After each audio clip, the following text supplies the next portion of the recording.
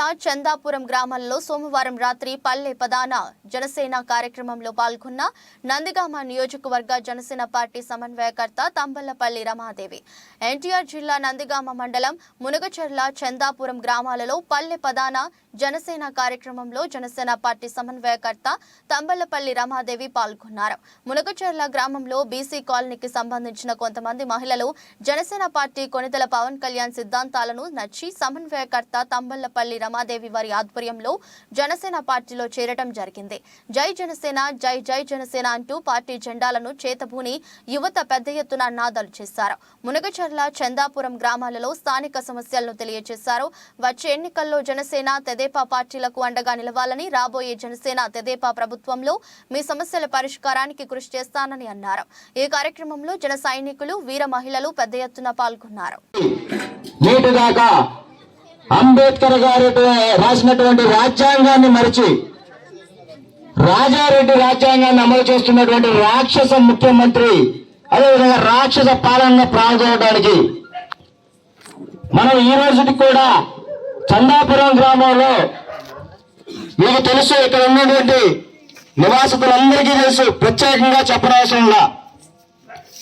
మీరు ఎటువంటి పూర్వంలో కానివ్వండి, ఇప్పుడు కానివ్వండి, ఇక్కడి నుంచి నాయకులుగా అతిరథ మహారథులు ఎక్కడి నుంచి వెళ్ళారు, ఎటువంటి పదవులు పొందారు, ఎలాంటి లబ్ధి పొందారో గత ప్రభుత్వాల్లో, ఇప్పుడు నడుస్తున్న ప్రభుత్వంలో కూడా. కానీ మన ఈ కాలనీ నుంచి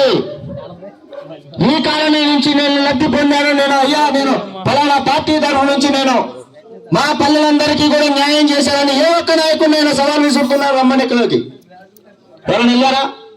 లేదు. ఎందుకు? అణచివేత. చదువుకున్నోడికి ఉద్యోగాలు లేవు. ఇక్కడి నుంచి చాలా మంది విద్యావంతులు ఉన్నారు, కానీ సరైన ఉద్యోగాలు లేవు. వారు చదువుకున్న చదువుకి, వారు చేసే పనులకి అసలు సాంగత్యం ఉండదు. పేదవాడు నేను చదివిస్తున్నా, పేదవాడు చదువుకొని పైకి వెళ్ళలేరా? యొక్క ప్రేమకి గుర్తు, దాన్ని నేను ఎప్పటికీ నా మనసులో నిలుపుకుంటాను.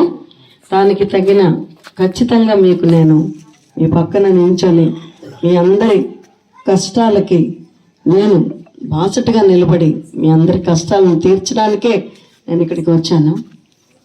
ఇక్కడ అన్ని చోట్ల ఉన్నట్లే ఇక్కడ సేమ్ ప్రాబ్లమ్స్ ఉన్నాయి.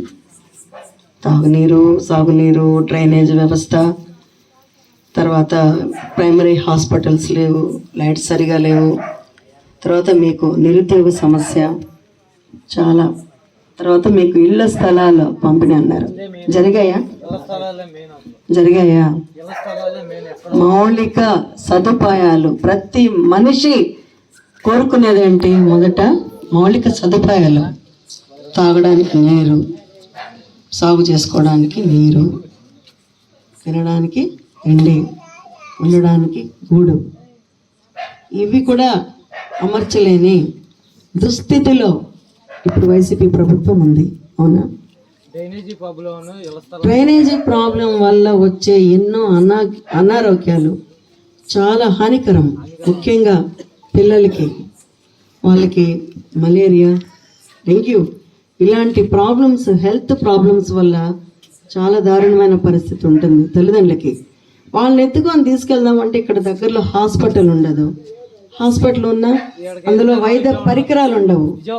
వైద్య పరికరాలు ఉన్నా సరైన డాక్టర్స్ ఉండరు, సరైన ట్రీట్మెంట్ ఉండదు.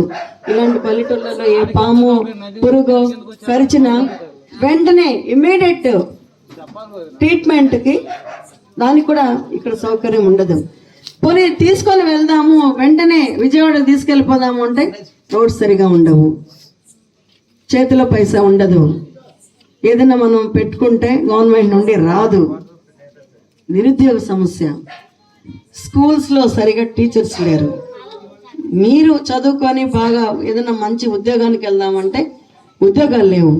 ఇక్కడ ఎటువంటి పరిశ్రమలు లేవు, పాడి లేదు, పంట లేదు. ఎక్కడ చూసినా కన్నీళ్ళు, కష్టాలు, నష్టాలు తప్ప ఇక్కడ ఏమీ లేదు. అంటే లాస్ట్కి ఎలా అయిపోయిందంటే ఆంధ్రప్రదేశ్ ఒక అంధకారంలో ఉండిపోయింది. మళ్ళీ కూడా కరెంటు ఛార్జీలు మాత్రం 10 పెంచేశారు. కరెంట్ ఉన్నా లేకపోయినా, వాడినా వాడకపోయినా, కట్టినా కట్టకపోయినా ఇలా పెంచుకుంటూ పోతూనే ఉన్నారు. ధరలు మండిపోతున్నాయి, ఆకాశానికి అంటుతున్నాయి ధరలు. ఇక్కడ చూస్తే జీతాలు లేవు. ఏదో పాడి పంట బాగుంది, పంటలు పండుతాయి, పంట వస్తుంది అనుకుంటే అది లేదు. పంటకి నష్టపరిహారం ఇస్తున్నారా? అది లేదు. ఇళ్ల స్థలాలు అన్నారు. అసలు ఇళ్ల స్థలాలు, మనిషికి తాగడానికి నీరు లేదు, సరైన ఆరోగ్యంగా ఉండడానికి డ్రైనేజ్ వ్యవస్థ సరిగా లేదు, ఇళ్ల స్థలాలు లేవు, వాటర్ రాదు. ఇంత దుస్థితి ఎక్కడ నేను చూడలేదు, ఏ రాష్ట్రంలో లేదు, ఏ ప్రభుత్వం ఇంత దారుణంగా మాత్రం పాలించలేదు నాకు తెలిసి. ఒకే ఒక ఛాన్స్ అంటూ వచ్చి పాదయాత్రలు చేసి ఓదార్పు యాత్రలు చేసి సాధించింది ఏంటి? నాకు తెలిసి అతను ఒక దుర్మార్గుడు. అతను నడిచిన ఈ పాదయాత్రల వల్ల ఈ రోడ్లన్నీ ఈరోజు ఈ హీన స్థితికి వచ్చాయని అనిపిస్తుంది నాకు. తర్వాత అతను అడుగు పెట్టాడు, కరోనా వచ్చింది. కానీ కరోనా వచ్చింది, వెళ్ళిపోయింది, ఎంతోమంది బాధలు పడ్డాం. కానీ కరోనా కంటే ఘోరమైన ఒక మహమ్మారి లాంటి వైరస్ జగన్మోహన్ రెడ్డి